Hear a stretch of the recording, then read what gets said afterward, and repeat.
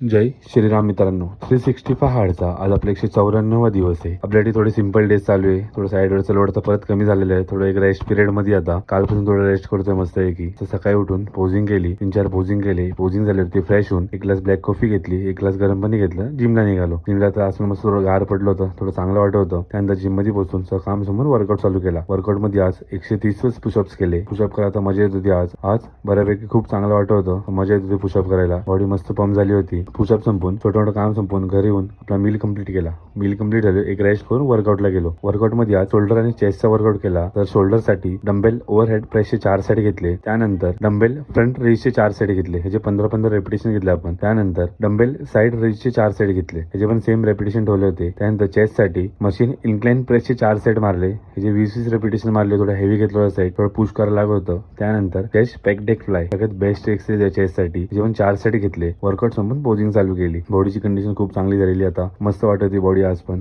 खूप मस्त रिकव्हरी झालेली आहे. काल थोडा 2-3 दिवसांनी आजारी असल्यामुळे थोडी डाऊन झाली होती, ती परत रिकव्हर झाली. आता एक मोठा गोल आहे आता आपला, तो अचीव्ह करायचा थोड्या दिवसांमध्ये. थोडं प्रिपरेशन लागतं सगळ्या गोष्टींचं. हा स्पोर्ट खूप खर्चिक असल्यामुळे थोडं सगळं बघून करायला लागतं. मस्त पोजिंग संपून घरी येऊन आपला लास्ट मील घेतला. जय श्रीराम.